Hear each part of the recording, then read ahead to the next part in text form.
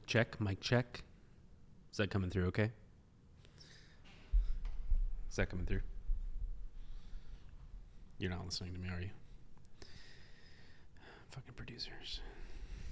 It's okay. I'm sure it's fine. Oh, hey.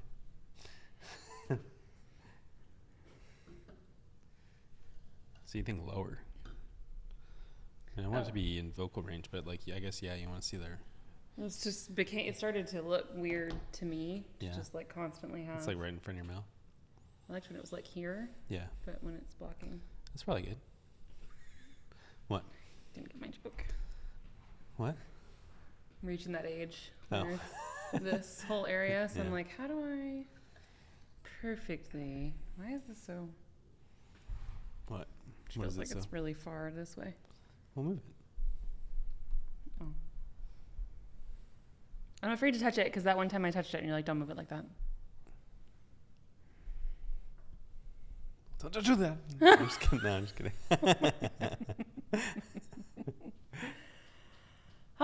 Episode 3. 4. Hypercritical. What? Episode 4. That's not an episode. It's part of the official number. But it wasn't even called hypercritical yet. I don't know what to tell you. You shave. Yeah. Is my hair okay? I didn't even like look in a mirror before this. You're the one who insists on, I'm growing my hair out. You got to have one ponytail before you cut your hair when we got engaged. Well, you literally did like a man bun one time. Yeah. Well, I'd done it before. Oh, for like Krav Maga? Yeah, I mean, my hair was long enough. I don't remember you doing that.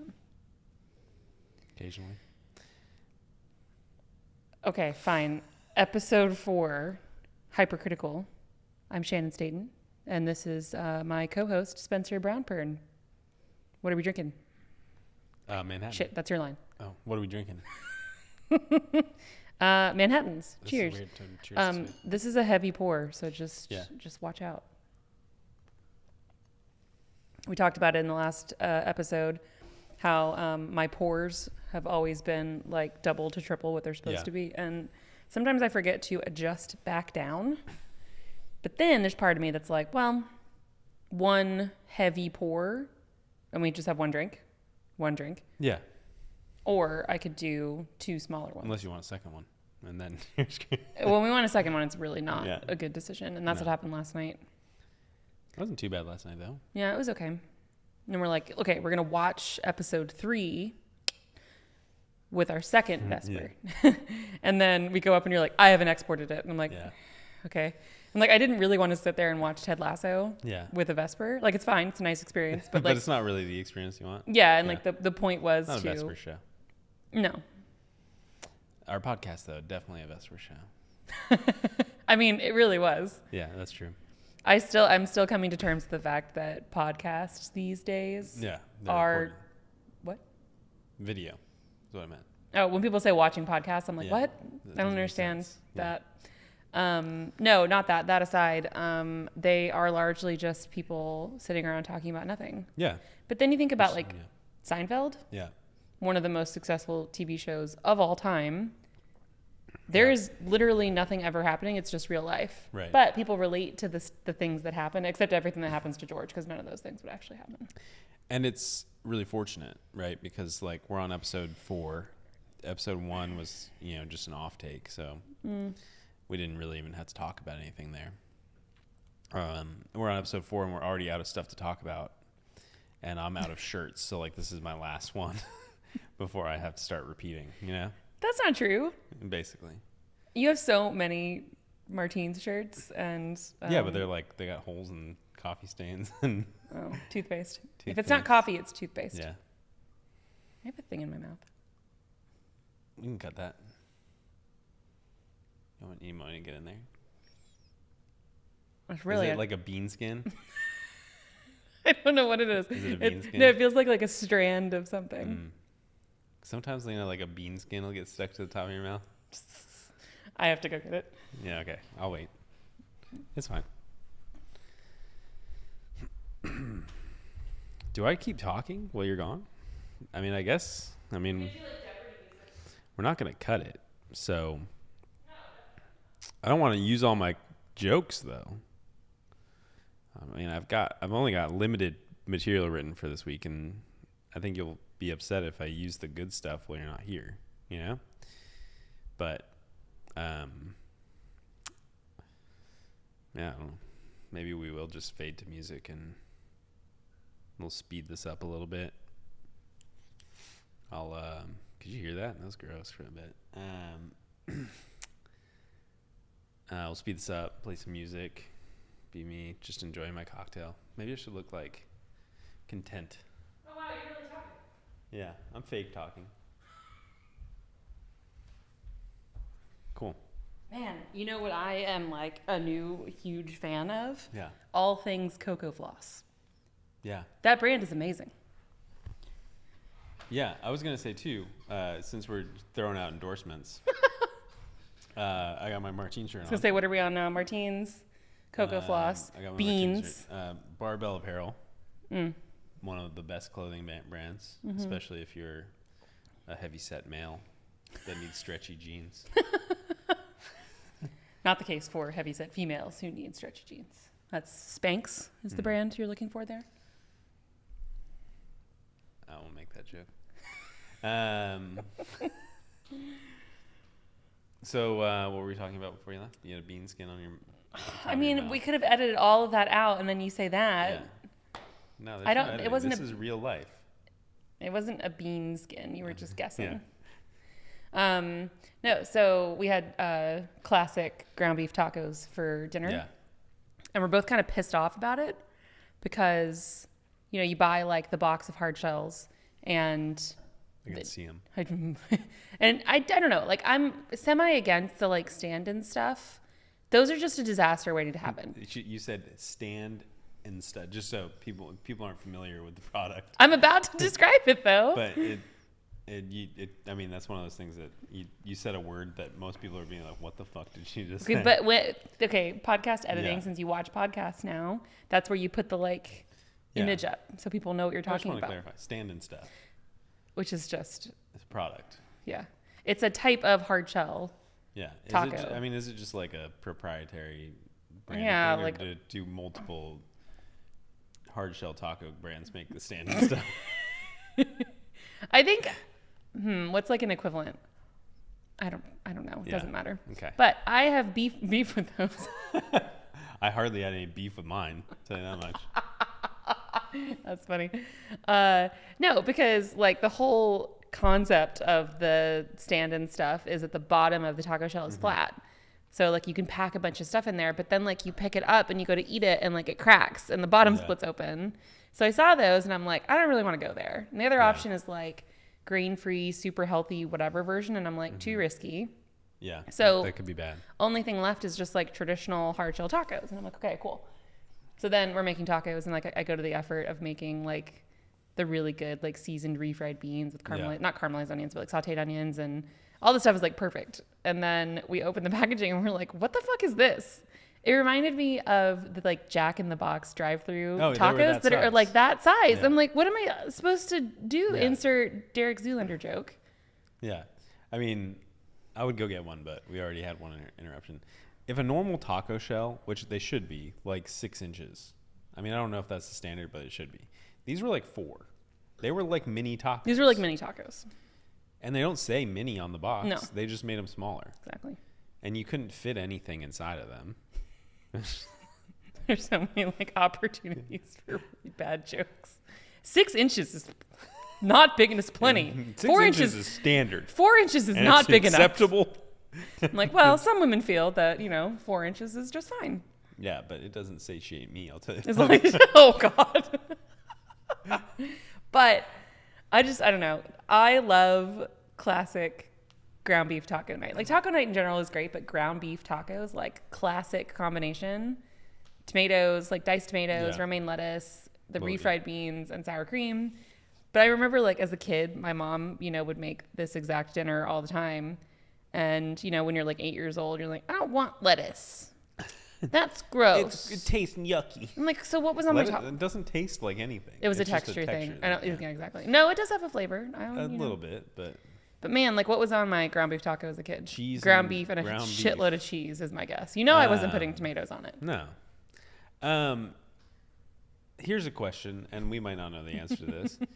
Is anybody outside of the Southwest gonna know what we're talking about? Is ground beef taco like a... It's a really good question. No, it's like when we went to California for that conference years ago, and we went to this like Mexican restaurant like right across the street, and we're like, ooh, chips and queso sounds really good. And we're like looking at the menu and it just isn't there. Yeah. And we're like, do you guys have queso? And they were like, yeah, I mean, we put queso on the tacos when they you want cheese? And like, yeah, you know, like, but like melted spicy cheese Didn't in you a have cup. people from Vermont or something you were talking to, and they're like, what the fuck is this? Probably. Yeah. I'm like, well, you're missing out big time if you don't know about cheese. You melt cheese that's mostly probably not cheese. Like, I don't know how you make queso to be a liquid that doesn't like, solidify instantly. Well, growing up, our queso was absolutely not cheese because Velveeta is oil. Yeah. Like colored oil, which like, good God. Have you seen the pictures of the Velveeta that like didn't have any coloring in it? Ew, isn't it like clear? It's like a clear block of so cheese gross. gel. You know, it's like ridiculous though. Like in my family, we are very, very big on food tradition. Yeah. Like we eat the same thing per the like holiday schedule ever since like my sister was little in like the early 80s. So a lot of those things, especially being that it was the 80s, include the most like unacceptable ingredients. Yeah. So when I'm nostalgic for like family food, like the breakfast casserole on Christmas has a shitload of Velveeta in it. Yeah. And I'm here for it. I'm the one going to the store to make sure we have Velveeta because I don't want real cheese in there. Man, that's gross. But back to ground beef tacos. For the audience members that don't know, for our international audience or the Northeasterners or anything like that, it's literally just it's ground beef with taco seasoning. With taco seasoning, which is a packet that you get and mix into the ground beef. You could make your own, but it's never the same. Yeah. And that's it. It's like a little bit of water. And like water, and it boils, and you cook the spices into it, let it simmer. And then, you've got taco shells. You can do it in hard shells, soft shells. It's the combination of all the things. Which, speaking of your beans, and the bean skin and all that, like, it's like a perfect combination. It is. Genuinely. And like, generally, refried beans and sour cream is like the best combination of foods. Like there's paired with like, the like toasty warm tortilla or taco shell. What's a classic combination of peanut butter and jelly? Peanut butter and jelly. Mediocre. Okay. By comparison. I was like, sorry, but cashew and dried pineapple. The world needs to know about this. This is what's known as a ratatouille snack. If you eat a little bit of dried pineapple on its own, it's good. Right. It's just kind of sweet. So you're like, man, I need to cut this with something. Well, like, it's the ratatouille experience, right? And like in general, this is what I'm talking about. Not like in that thing. Yeah. But like, when he pairs the fruit with the type of cheese and it like changes the flavor profile. But like sour cream and refried beans, and like not to discredit the work that you did to make those refried beans, like adding sauteed onion and toasting the spices and stuff. But like it was a can of refried beans. As it should be though. Yeah. Like you didn't like. No, fuck no. No one knows how to do that except like fry them and then cool refry Mexican them. grandmothers south of the border. Like Americans don't know how to actually refry beans. You buy a can. Yeah. And so it wasn't like you labored over the stove to create them. I mean, you did briefly. Dangerous territory. Briefly. Yeah. Thanks. But I mean, I would eat that in a tortilla. Sour cream, beans, tortilla. Yeah. Speaking of childhood snacks. Yeah. Oh God. That makes me think of what? Like literally microwave nachos? Yeah.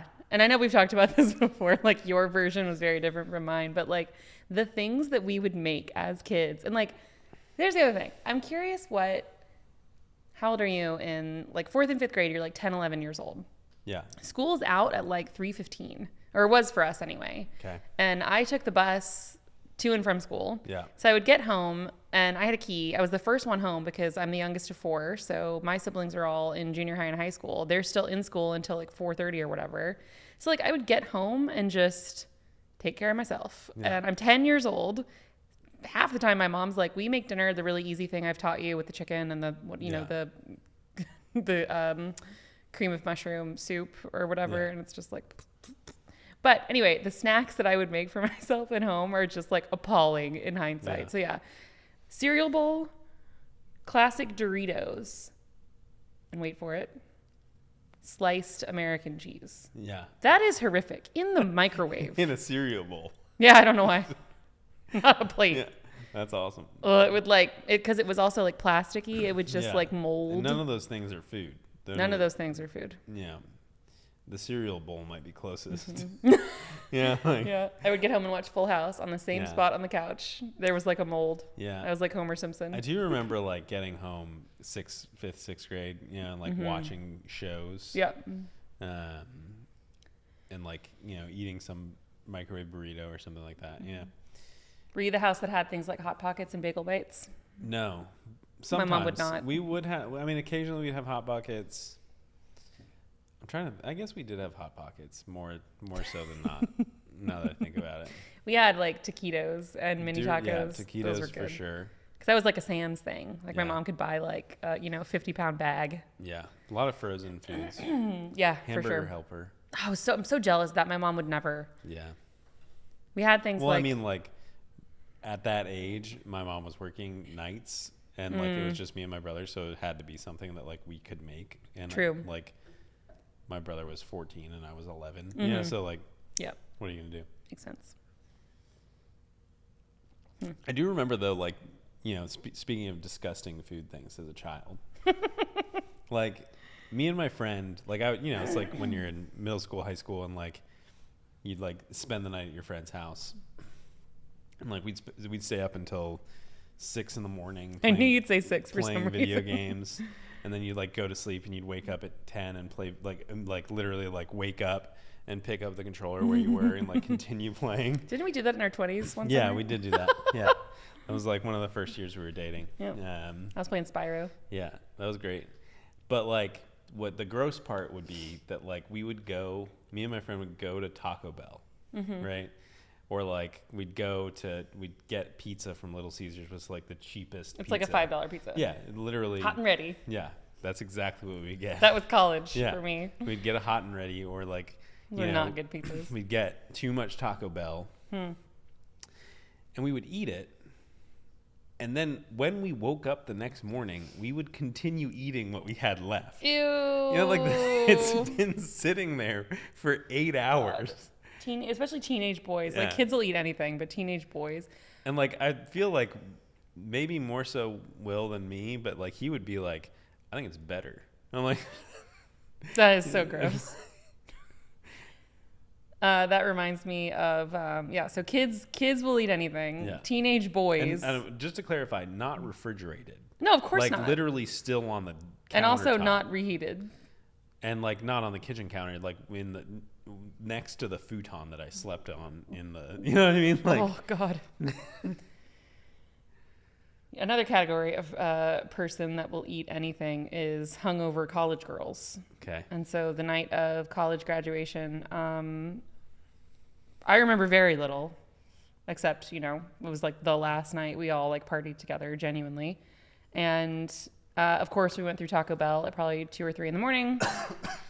And I woke up on my couch in the house that I lived in with 2 girlfriends and sat up and was like, holy shit. And I looked down and there are multiple chicken quesadillas in my purse. And I definitely had a moment of like, pretty hungry. Like, why were they in my purse? Not like in a bag nearby, but just like, next to the makeup and whatever else was in there. Flask, probably. Gross. Disgusting. Yeah. I'm trying to remember where I was in that situation because I think I was... we had been dating for a year. I feel like I was there and like you went off the grid. We don't have to talk about this. Let's absolutely not talk about that. That was a very bad night. Yeah. God, I'm always drinking so much faster than you. No, that was not the same night. You weren't there for graduation. Okay. I must have intentionally not gone. Oh, yeah. Yeah. That was pretty bad. Anyway, talking before about how podcasts are people talking about nothing. Yeah. But it's relatable stuff, so people are interested, in theory. And comparing that to Seinfeld. Yeah. 1, I want to rewatch Seinfeld. I think it's time. Yeah. 2, I want to remember the first episode that we wrote. We have a couple. That we wrote. Yeah. And I've Jerry, if you're watching. No, we agreed if we ever meet him, we're not going to tell him. Yeah. Well, I mean, he's not here, so, but if he's watching. No. I'm just saying, if I ever were to meet Jerry Seinfeld, I'm going to be so tempted to tell him. He wants to go back in time, drop this one in there. How many times has someone said that to him? I got a great episode for you. And he's like, huh? And I bet most of them are bad. This one's good. Ours is good, though. This is really good. We have a few. So there's the... I'm trying to remember them all. There's the Bless You. There's Bless You, which is my favorite. Food delivery. George starts delivering for Uber Eats. Oh, yeah. And then... He steals a fry or something. He gets caught. So okay, we're going to talk about this. Okay. He orders food regularly, as we all do. Yeah. And every single time the food shows up, a little something's missing. Yeah, like enough of the fries are like low or whatever. And he's like, this guy's eating my fries. Yeah. I guarantee. And maybe like he gets the same delivery guy pretty regularly. It's like his route. Yeah. And so like reaches the point where the guy shows up and he opens the door and he's like, hold on. Huh? Do you have any fries? You got a little salt. You eat my fries? And so he just pushes him over the edge. And for some reason, I can't remember why, he decides to start delivering. Yeah. And then it shows him in the car in one of those like perfect Costanza moments where he's like, you like hear his stomach rumbling and he's like, who's going to notice one fry? Yeah. And then he starts stealing food. Yeah. And then he gets caught by the guy. He's delivering to the guy that was delivering it. Yeah, exactly. Yeah. Yeah, we had some good. There's the Bless You episode, which is like the peak of our. Bless You is my favorite one. What? I feel like there were a few more, but. Do you want to tell the Bless You one? I don't remember it very well. I can get it started. Yeah. I remember enough. So the idea is that Elaine shows up at Jerry's apartment, and of course George is there. Yeah. Kramer probably barges in. Which, side note, I love. Towards like the end of season 3, you start to notice all the scuff marks on the bottom of Jerry's door from his like shoe as he comes in. Okay.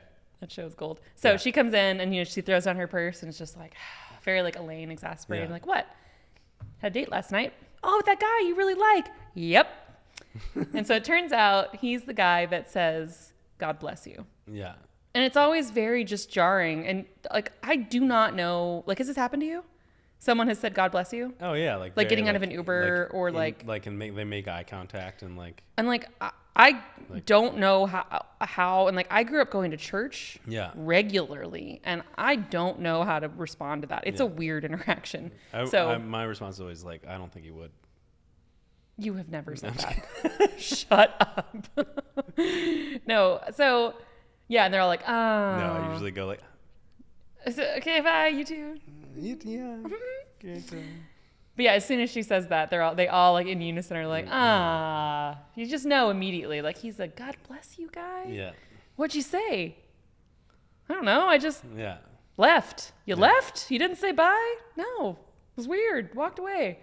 And so then it's like, okay, hold on. I can do this. But when someone is sneezing a lot, he won't say bless you. Yeah. So that was the whole thing. Like there was a lot. Why did he say in the? I can't remember this episode that we wrote. It was something like, okay, so she decides to go out with him again. Yeah. And give him another chance, and maybe she's having like a sneezing fit. Yeah. And he just doesn't say anything. He's just like looking at his menu, and Elaine's one of those people that's like, I get at least one bless you when I sneeze. Like I know it's a little obnoxious if someone sneezes 5 times and you're like bless you, bless you, bless you, bless you. But like I don't even get one. Yeah. You're gonna God bless me at the end of our date, but you're not gonna say bless you. And then we had some perfect ending.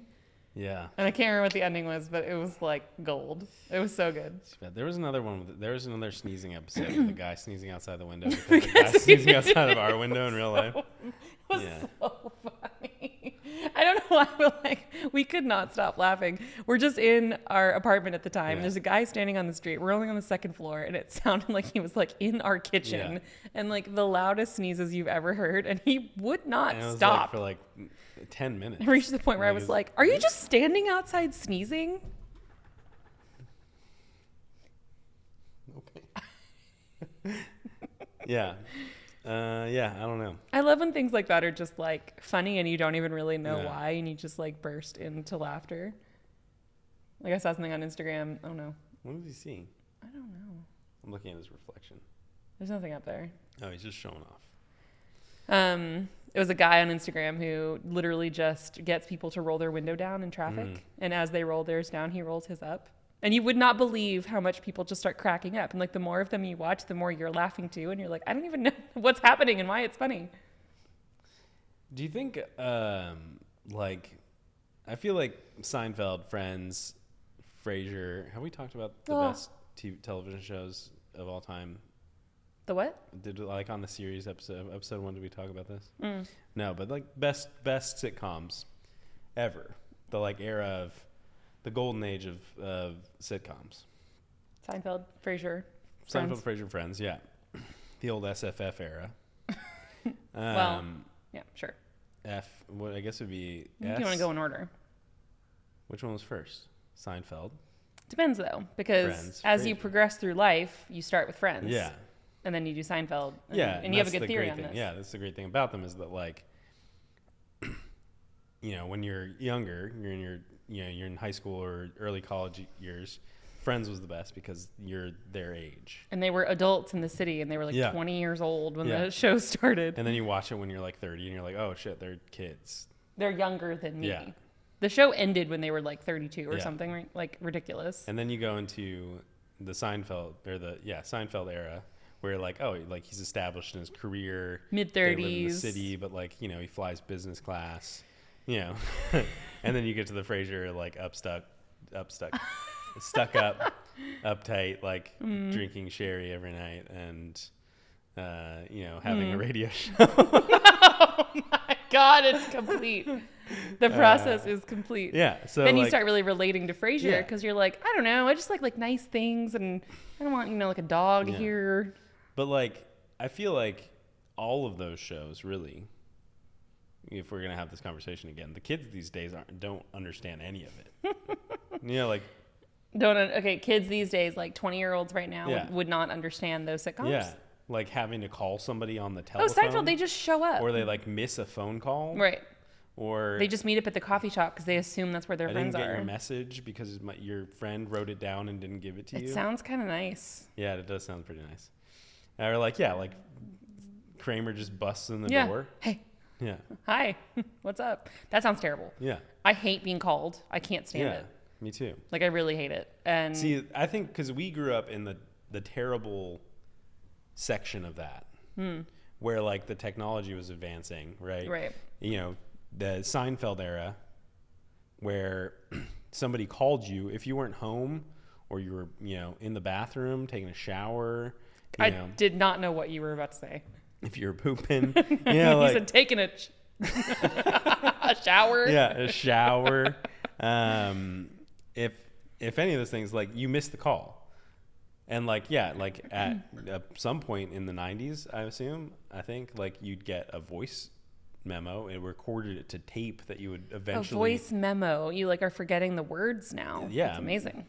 Voicemail. Like a voicemail, but like that was on a cassette tape that you had to once a week you'd go back and play back. See, I don't remember the physical tape. I know that you're right, but I just remember like a voicemail system. Like 80s, it was really exciting. Yeah, and then you got voicemail that was digital, it was recorded to your phone and stuff. But like we grew up in the terrible era where like that stuff, you know, like there was no missing a call anymore. Yeah. Like we had the technology to be accessible always, but the culture hadn't advanced to the point where you could be accessible always and ignore everything. Yeah, like, true. And like just wait for a text message to come through because like like we had a cell phone on us and we could receive messages, but like there was that buffer of like having a pager, but like we didn't. Like our generation missed that. I remember not understanding them. Like I remember one time my sister was out with friends when she was like in high school. Yeah. And she had like she was with her friend. So it was like, here's Sheridan's beeper number. Yeah. And I did not understand how it worked. So I just like kept calling it. And like, I don't know, whatever like the CTA is on a beeper didn't make sense to me. So I was so frustrated. Like I remember very specifically being so pissed off that I couldn't reach her. Was that, I mean, I never used one. I feel like I maybe knew one person that had one. Right. But what was the technology there? I think it was like texting. Like someone's trying to reach you and it's this person's phone number. So like you had to know the phone number. Like I don't think you could send a message to it that was like, call me urgently. Yeah. It was literally just like, this number is trying to get your attention. So you would see it, and you know, people always wore it like on their little thing, and they're like, oh, I better go call my mom or my boyfriend or you know, whatever. Man, that makes me think of my BlackBerry. Yeah. My very first cell phone was just like a phone my parents bought me when I was like 14, and obviously like incredibly exciting. It was such a big deal, and you know, then you kind of start cycling through like really random phones. I never did the like Motorola Razr. Like that was such a big deal. Did you? Yeah. I had like the Nokia, the infamous Nokia brick phone. Yes. Where you play Snake. That could not be destroyed. Yep. I had a Razr. Mm-hmm. I had a BlackBerry at one point. The one I broke. I loved my BlackBerry. Someone stole mine at a Korean karaoke place in college. My girlfriend's. I was so sad about that. And then it had like a full keyboard on it. And like the keyboard, so cool. This is what blows my mind. The keyboard worked. Yeah. Like it has the tiniest keys you've ever seen. Like your BlackBerry's here somewhere. Like it's in a box upstairs. Yeah. And like you'd think like I'm never going to get used to this. And then you just like fly through it. Yeah. Man, a manual keyboard on a phone is a weird thought. Yeah.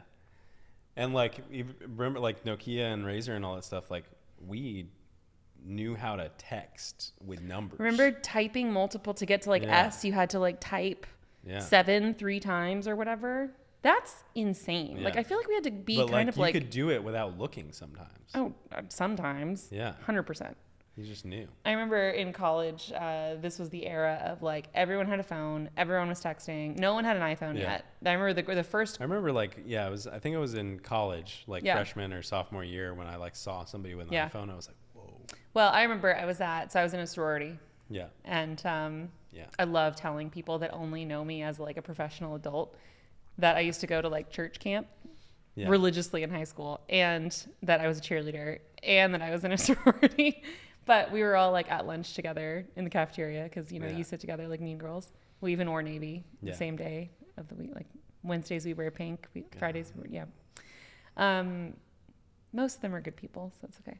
Anyway, there was this girl who was like a year older than me and my friends, and she was fine, but she was one of those girls that all of us were like, she's kind of a bitch, like whatever. Like we just pretended with her.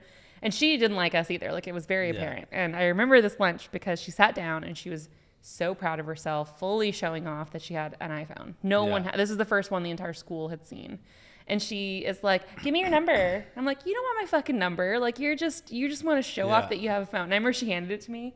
And there's this scene in Sex and the City where Carrie gets one handed to her and she goes, I don't know what to do with that. Yeah. And that was 100% me. I was like, no. It's like a screen and touch screen and like what? Absolutely no idea what to do with this. It's weird that was like new technology at one point, and now we're on like 14 or 15 I almost said 10. I don't even know. Now we're on 10, and they like stopped numbering. What they like 1 year they didn't number it. No, I think they did, but they just kind of just adding letters to it too. Okay. Oh, but I was gonna say, so in college, same like era, like right before iPhone started. Me and my friends who were all like pledging this sorority, we obviously had to like keep in touch with each other a lot because there were just like things we had to do all day, most days for a few weeks. Yeah. And one of my friends was like, guys, stop texting me. I'm over for the month, and every single text that I get, it's going to cost 10 cents, and my parents are going to cut this off. It was such a big deal. Like, we would joke about, like, needing to send her, like, really abbreviated, like, cryptic messages to make sure only one went through to her. It was so funny. Yeah, but now, like, you send back memes back and forth and text like, constantly. Not even just long text, like media. Maybe we're just we just don't know it, but do people have like limited plans where they can know, send a certain 200 text messages in a month? I hope not. I think it's data in general. I don't think it's a number. Yeah. But like we got like grandfathered into the AT&T unlimited a long time ago. Thank God. Got a lot of memes and videos. They couldn't fathom the idea of somebody like using unlimited internet. They're like, I mean, what does that even mean? Like, oh, trust me, I will send a 1 gigabyte GIF to you. Like, how much could there possibly be to look at and consume? Yeah. Yep. I saw something that was like the Nokia cover, that like brick of a phone that had like that weird plastic like cover, and it was like, who thought that was useful or necessary? Oh, it was like a like a leatherette cover. Yeah. I had one. Why? I had one of those. Why? Well, because it had a belt clip on it. Did you like wear that to school? I probably did. Cell phone? Yeah. That wasn't allowed. No, I had it in my pocket. I mean, I was cool. I was not cool. But you're so sweet. You can pull up a picture of me as a child. Oh my God, please do. Oh no. Well, show the child picture and then the like Krav Maga picture. Yeah. And then like the in-between one. Yeah. Where I'm just like. Show the Easter picture. Goth kid in middle school. So weird. Bed Bath & Beyond days when you broke your BlackBerry when we were top stocking in on soft side. Soft side. We were in the like pillow room. Yeah. I remember it like very clearly, and I was like at the top of the ladder, and you got like crushed up against something, like you pressed up against something. You were passing stuff down, so we were actually pulling stuff down from top stock. What's the word? Okay, top stock is the stuff, so we were just downstocking. That sounds like it could be right. I think that, I mean. And so you're at the top of the ladder. You're passing pillows down to me. That I can picture our outfits in perfectly. Boxes or whatever. I'm wearing a pink polo shirt and like. I was wearing probably like an Abercrombie and Fitch. Straight jeans. Yeah. Straight cut jeans. A belt. And a belt. A shirt tucked in. Yeah, probably a black, like a pink shirt or like a black shirt with a brown leather belt. And you're passing stuff down to me, and I had to like, we had big bins of pillows, and we had to make sure that they were sorted. So there's like the king pillows and then the standard queen pillows. And I think that I was like leaning into the bin, digging to the bottom to get them to stand up straight. Yep. And I like leaned up against the corner of the bin onto my phone. And you like felt it and heard it. Yeah. And I was like, and I pulled it out, and it was just shattered. The screen was shattered. I don't and like laughing. But I must have laughed. Maybe it like you rummaging and then suddenly stopping, because like I'm like, what else would have been funny? Because it's kind of mean. Yeah. But I remember you getting mad. We were also kind of mean to each other back then. Oh my God, we were. It was so cute. I just remember you going, "Don't laugh." You were so mad. Oh, it was so funny. We had so much fun in that job. Like it was so horrific. Yeah. Like it was so hard, and what they expect from, like there were nights where there were 3 17-year-olds. Yeah. Working. Like, remember that guy, Zach, who just kept one polo shirt in his car. He never washed his hair. He's super greasy. Super greasy. He was a cool guy, though. Like, I don't remember not liking him. And he wasn't, like, rude to anyone. He was just, like, a grungy teenage kid. Yeah. But they were like, okay, there's a lot of freight left over from the day, so you need to put all that away. You need to clean all the sections by yourself, the whole half of the store, answer phone calls from customers, do backup to the front, put away returns. Yeah. You need a dust mop. You need to fold all the towels, and it's like, are you fucking kidding me? And also help greet every customer that walks past you. Yeah. Offer to help them. And most of them need help. You know, all this might be achievable, but then you get stuck with the one customer who's like asking, like, this was the weirdest thing to me. And like, I guess because we're so disconnected from that type of society at this point, where we're like, thank God, just like everything we just order online. Like, we don't go to a store to buy something. Right. So like, a woman, like an adult 40-something-year-old woman, I'm assuming, asking me my opinion on sheet patterns. You're and like, lady, like, I am a 17-year-old kid. Look at me. Like, I don't fucking know. What's the difference between sateen yes, I do have an opinion, and Egyptian cotton? And I'm like, I have no idea. They told me once, but like, it doesn't make any sense to me, so I couldn't tell you. Pick the sheets you can afford. Yeah, and like, I have too much stuff to remember in my like actual. I have a test tomorrow. Yeah. I'm supposed to be reading Frankenstein. Yeah. Like, thread counts and all that shit on sheets. Like, yes, and like we probably should have known that stuff. And like, there was a point of time where like I did, and like, the different baffles on down comforters. I knew you were going to say, I was literally, my next example was going to be down comforters. But like, you know. Did you say baffles? Yeah. Is it waffles? Like baffle boxes.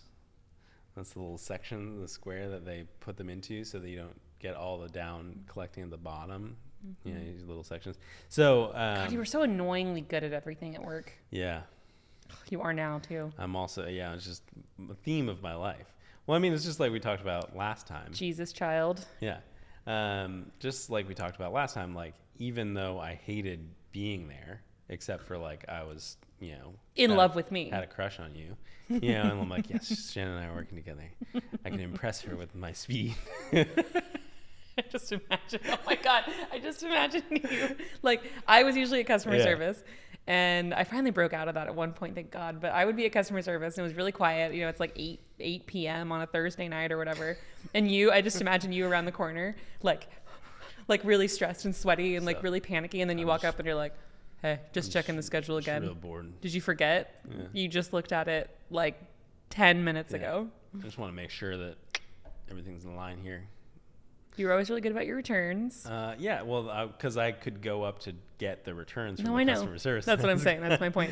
And then I would like be like, fuck, I'm out of returns.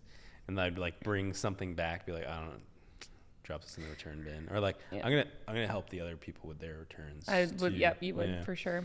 But that's kind of, but like back to what I was saying was like, just like making the, quesadillas.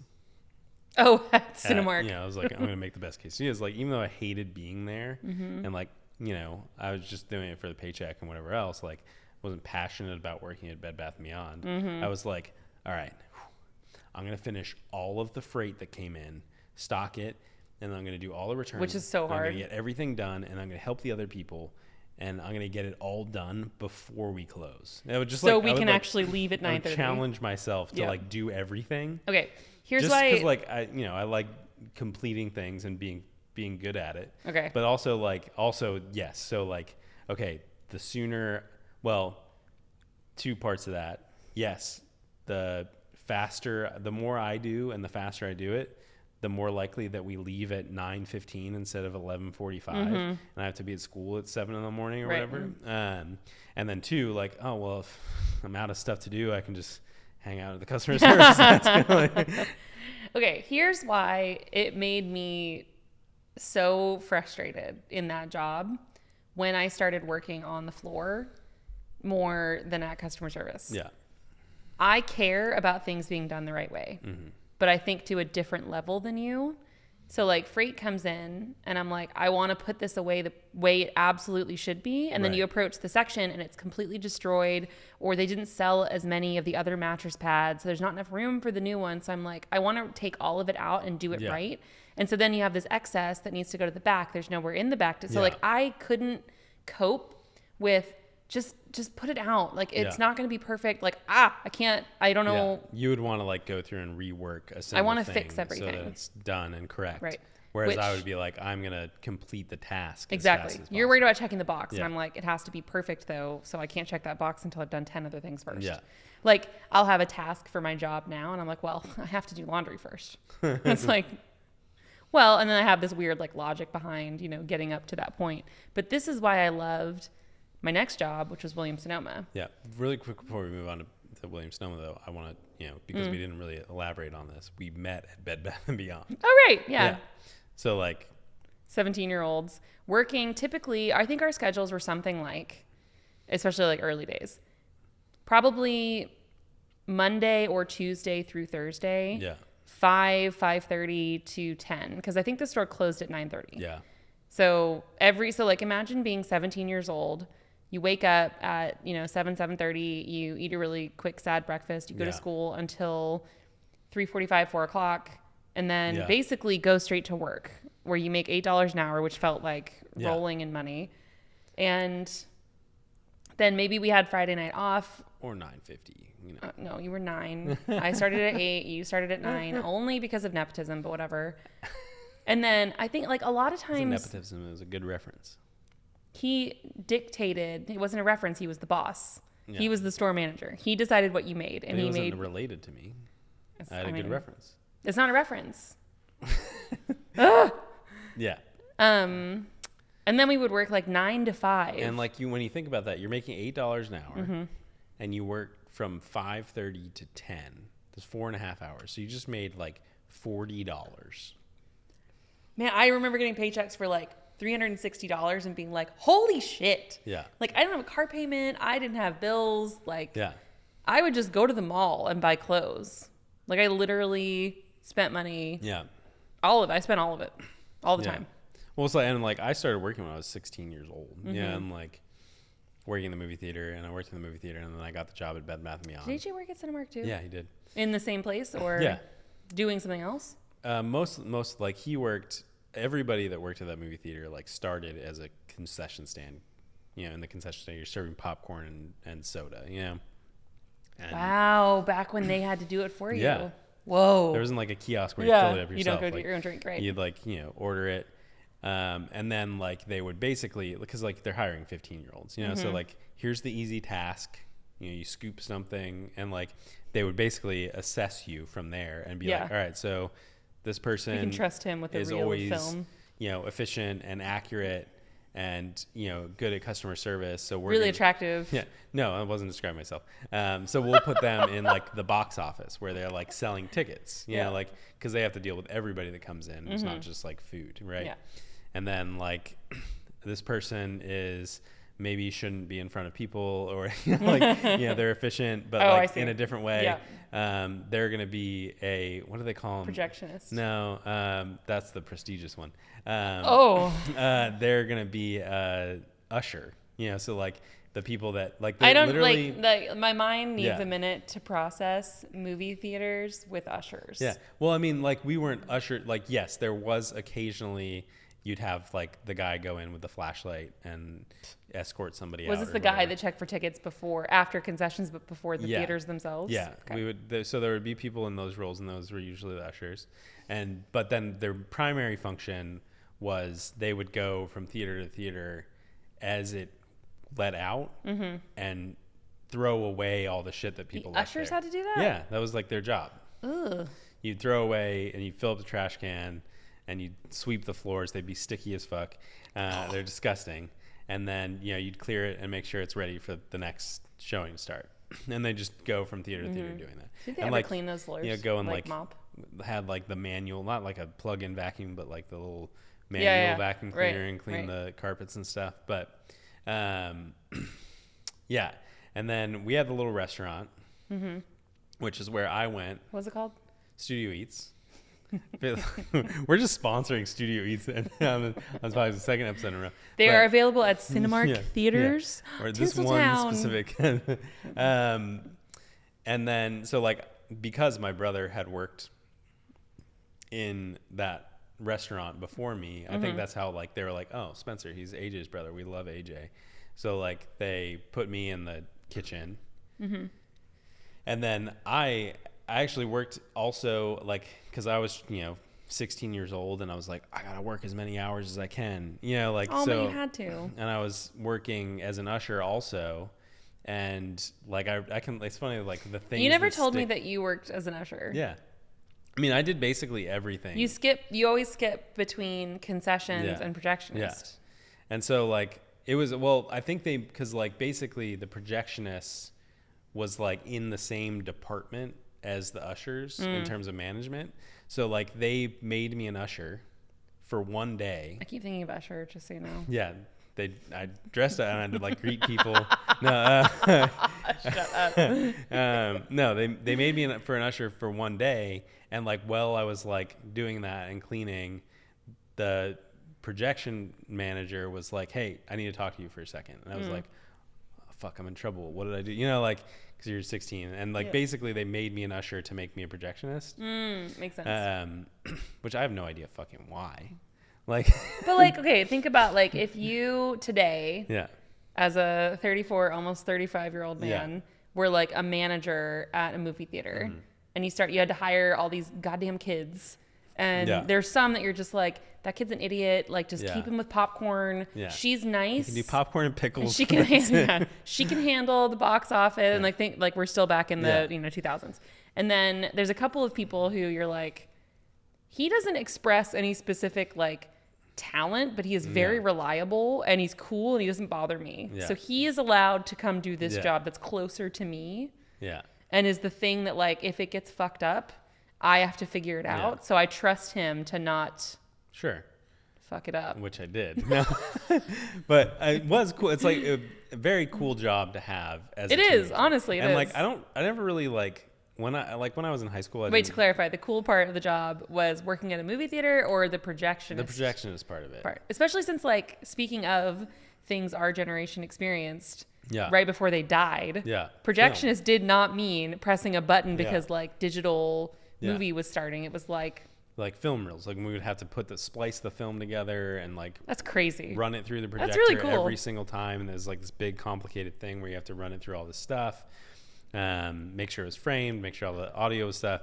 And like, it was a cool job. And like, when I was in high school, like I didn't have, like, I had my very small friend group, but I was never like, oh yeah, I'm a projectionist, no big deal. You know, like there was none of that. Like I was just like, oh, I have to work. You know, like, right. Did Will have a job in high school? I think he worked at like Target for a little bit. Ooh, that sounds right. He didn't really, I don't think he worked, my close friend in high school, like I don't think he had a job until like maybe like late high school. I don't remember. Maybe early college. I'm just trying to picture like the friend group and like what you guys would do nights and weekends. Like David worked at Tom Thumb, like butcher. Oh. Yeah. I think his brother got fired. That's a job that I just like, I want nothing to do with it. Because it was David's birthday and he like tagged a bunch of like expensive meat as ground chuck or something. And he got fired. No. Yeah. Well, you can't tag steaks as ground beef. Like that's asking for trouble. Especially while your friends are, you know what I mean? Like, of course they're going to know. That makes sense. Yeah, I'm sorry.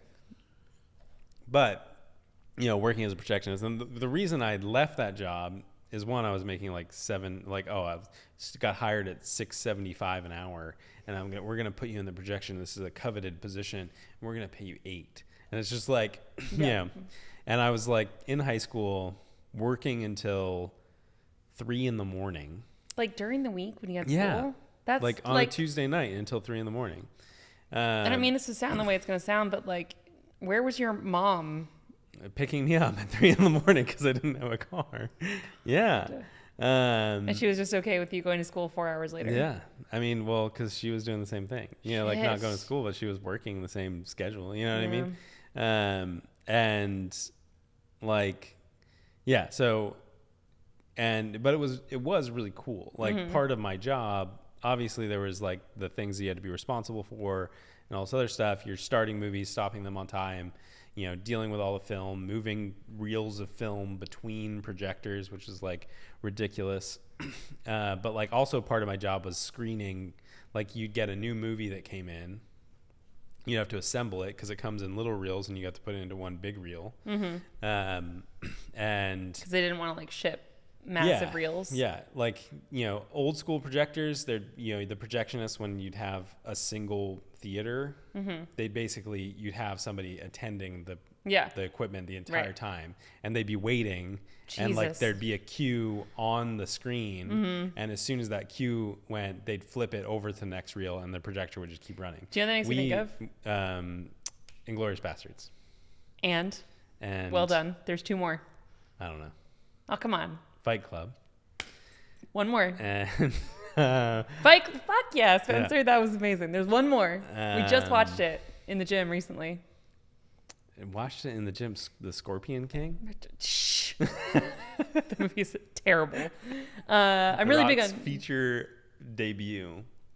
Such a bad movie. It's so bad. And like The Mummy is good. Yeah. The Mummy Returns is really good. Yeah. Like as a sequel, that movie is solid. Like it's a good movie. And then Scorpion King, you're like, what the fuck? And then they made like 4 more Scorpion King. Yeah, and like including the one with Tom Cruise. I'm like, what? Well, that's a Mummy remake. Still. Yeah. Okay, now I want to watch it. Okay, wait. We're at the Loft. Rocky. No. Last Action Hero. Oh, yeah. Okay, yeah. I don't know that movie. I can't believe you got the first 2 though. That was like well done. Yeah. So, but like this age, 20 years ago or whatever the fuck that was. Jesus, you know, it was. Yeah. Like you would get the small cans of film that are in small reels, and we would assemble it into like what's basically a giant, nobody will understand this either, but giant VHS reel, like a big film. Yeah. And it's genuinely just all, like that big. Yeah. So was it only ever that big when it was like the movie's about to be played? In that room, it's only that big in that room. Or is it that big? All the time. Like being stored and moved around? So yeah, you assemble it and it goes basically from cans that's portable onto like a big flat. And it doesn't ever go platter. back to separate pieces. Until you ship it back to the company that owns the film. It's weird. Why do they want it back? What are they gonna do with it? Probably need it. It's more of probably a legal thing. Like you can't right. But now my mind is blown. Like how do you dispose of old film? Yeah. Because like movie theaters across the country, back in the day, and like where is all that film now? Yeah, it's probably recycled or something. How? It's in a landfill. You can't burn it. No, God. See, that's the. Okay. Massive roll. But yeah, so you'd make it into a massive reel, and like it would live like that the entire time it was in the theater. Okay. And so like you'd have part of the job was assembling that. The other job was, playing that from one thing to the other. And the cool part that I was gonna say is like part of my job was I've hit my mic like 3 times. After the last movie started, because you have to stay until the last movie ended. Right. So. Once, you don't just like press play and like, well, good luck. Yeah, because like there's stuff that you have to do after, and you got to clean up and all this other stuff, which is like and I have like I can remember like it's 3 a.m. and you're like wrapping everything up. How are you awake? And also just like nothing to do. I don't have a fucking iPhone. You're not scrolling Instagram. Yeah, I'm literally like I watched most of those movies. Like that's what you do at 1 in the morning. After you've watched it once, you just keep watching it. And hopefully, at least on your schedule, there's a different last movie of the night a few times. Man. But yeah. So like, the first time I watched The Life Aquatic was by myself in an empty theater before it came out at 1 a.m. Just so like what, and like I'd never seen a Wes Anderson. I was just gonna say, was it before. Your first Wes Anderson I'd never movie? really like. I'd probably seen like the Royal Tenenbaums on Comedy Central or something at one point, but like literally just like by myself, and I'm like, what the fuck 16, I don't know if this is serious. Just too young to really appreciate Wes Anderson. I was probably like 17 or something, but I'm like 17 is when you started at Bed Bath & Beyond, so there was very little chance that you were 17. And I'm just like, I don't know if this is serious yet, or if there's this joke. I always remember Klaus in the corner. It. Yeah. But yeah, so that was cool. But yeah, then you take the film, and like one of the last things that you'd have to do at the end of the night was move like this big, and I don't know how much they weighed. I was I'm so strong now that like it's all just, they were pretty heavy, and it's a big reel of film, and you'd have to move it from one projection like platter to the other one. Like if it was playing in theater 7 and it has to play in theater 5 tomorrow, you have to move it.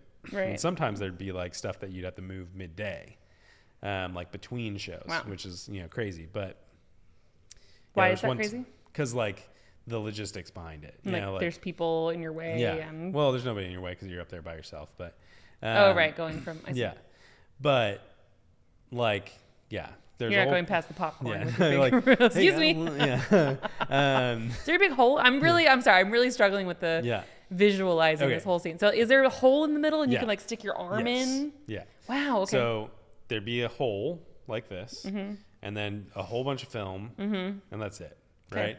And it was made because it would basically there was a ring in the middle, sort of like a VHS tape where there's the plastic ring. Okay. But this is a big metal ring that would like clamp outward, so like it would basically apply pressure, and you could squeeze it together to pull it out. Okay. And you'd basically run the film from one of those onto another one. Okay. So there's always a metal ring in the middle, except for when it's playing. Anyway, and I'm really struggling. Yeah, and it'd be that big, and then so when you move it, there's a metal ring in the middle that you can put your arm through and like carry it. And that was how you were supposed to transport. Yes. I find that crazy. Yeah. Pick it up and carry it. Yeah. Okay. What if I had worked there? Could I have done it? They probably wouldn't have put you up there. Probably not. There were some women that worked in the projection room. But I'm not asking about women. I'm asking like me, like my height, stature. Maybe not when you were 16, but But yeah, so you basically have, and then when you moved it, there were these big metal clamps that would go from the middle ring to the outside to like hold it in place. Like it'd be like two. Where'd you clip it? So it'd be two pieces like this. Yeah. That are really long. Yeah. That would clamp together around the film. Okay. And then you'd screw it together. Okay. So it was like holding it in place. And you'd put like 3 of those around, 3 or 4. I know this story very well. Yeah. But I like to pretend that I've never heard you say this. And just now I got I don't have a good feeling about this. Yeah. I don't like where this is going. So you have all these clamps that you put on. There's a clamp in the middle. There's clamps that go around the side. And you'd basically, it'd be on a platter that would be like, shoulder height or something. And you'd slide it off, get your arm through there, and then like pick it up and move it, and then lift it onto the next platter. And without clamps, this could go anywhere. Yeah, I mean, you can imagine a reel of film if you've seen a cassette tape that's been unraveled back in the day, or like anything like that. Imagine like, a 2-hour movie version of that film. And it's 35 millimeter film, and it's giant. So yeah, story is one time it's 1 a.m. I'm walking back and forth. It's like one of the last things I have to do that night because like I've got to move this from theater 15 to 14, like literally like from this end of the table to that end of the table. You can see the spots, right? How likely is it that those were the numbers of the theaters? That's probably pretty likely. And I'm like, they're right here. And I like walk up and down. The hubris. Like, up and down. Like, and like, this was a big theater. It was a 24 screen theater. And there'd basically be 2 projectionists working, one on 1 through 12 and the other on 13 through 24. Okay. Right. And I was working 13 through 24. And I'm walking up and down this massive movie theater. Like, imagine walking from, as you walk into the movie theater, from the first theater that you see all the way down the hallway and then all the way down the other hallway. Right. And like, I'm walking that hallway like 3 or 4 times. I'm like, where the fuck are the clamps? I can't find them. This is the last thing that I have to do tonight. I just have to move this one thing. I didn't know that part of the story. Yeah. I thought you were just, no. I thought you just had a big ego and you're like. No. And then the ego kicked in and I was like, look, I've heard tale that you don't have to use the clamps. Say that again. I've heard tale. Like I've heard this spoken of. Wait, heard tale or heard tell? Heard tell. I don't know. What's the saying? I said tale. I think it's tell. But I said it with a southern accent. Let's look that. Could you look that up for us? And we're gonna put the okay. I heard tale. I'm picturing Mammy from Gone with the Wind. I'm sorry. Don't picture that. And I'm like, supposedly. Wait, I've heard tell what? That you can move. You don't need the clamps. Oh God. It's they're good to have, but like, look, it's here to here. And so like they were made for a reason. That's all I'm like, gonna say. It's the one thing I have to do. I'm just gonna move it. I can't find the clamps. And like honestly, all I had to do was go like, and I remember Ryan was working the other side, and I'm like, all I had to do was go and like pick up my walkie-talkie and be like, hey Ryan, have you seen the clamps? And he would have been like, yeah, they're right here. And that would have been it. But instead I was like, fuck it, I can do this. And so, I slide it off. And I get my arm through it, and I tilt it up, and I'm like, done. Like, this is easy. Why do I need the clamps? And then I go to the next platter, and I go to lift it up, and, like, in lifting it up, the, like, ring shifts, and it, like, pops out. Oh! And the whole thing just, like, spills onto the ground. Like a perfect, like, spiral, like a tornado? Yeah, it started as this perfect spiral, and then it's just, like, fucking everywhere. What movie was it? Like, I don't remember. Oh, come on. It was something that had just come out, too, and I scratched the shit out of it. Because, like, I feel like Tom Cruise was in it. I don't know. Like, it was a new movie. How long did you just stand there frozen? A while. Fuck! And like, again, like most people won't know this, but like you probably have seen a cassette tape unravel. Oh God, for sure. It's just like a pile of curly, like pubic hair looking film, Okay. I just feel like that was a little more descriptive than you needed to be. And so like I literally I don't know what your pubic hair looks like. It's exactly like that. We've been married for 12 years. I'm a never nude.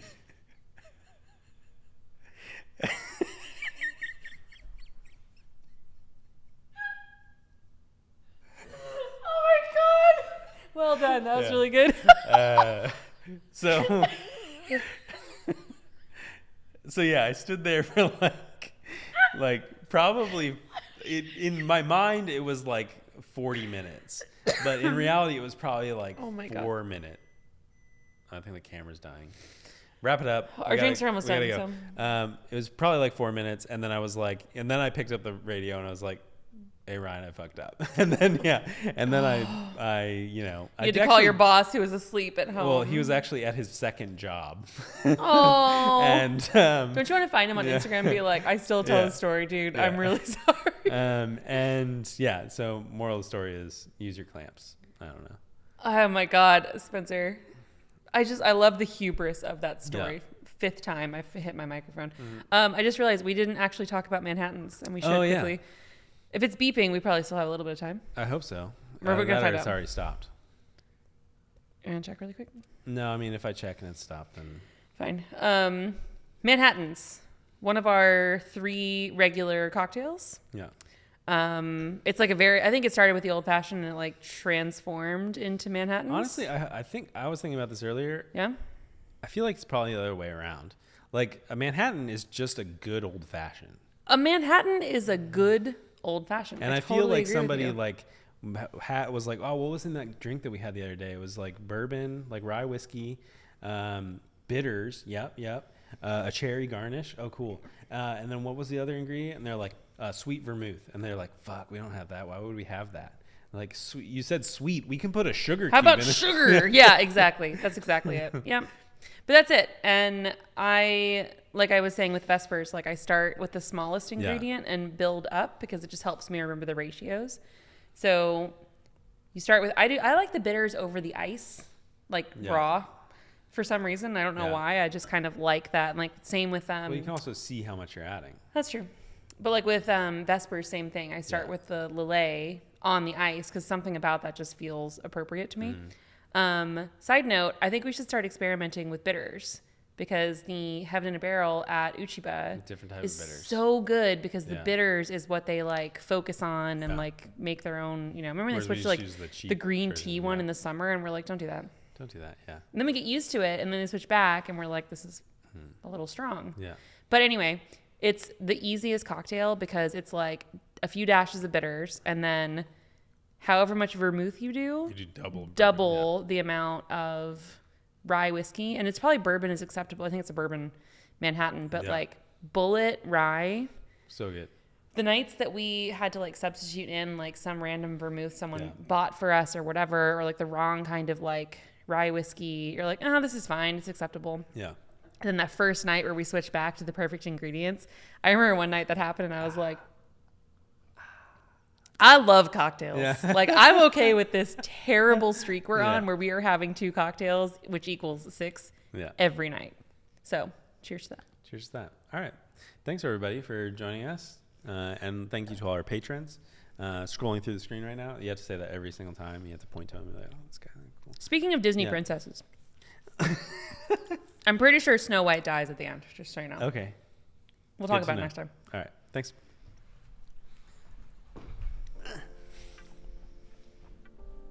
How did you let the camera die? Is it dead? That's too bad. Someone must be on the porch.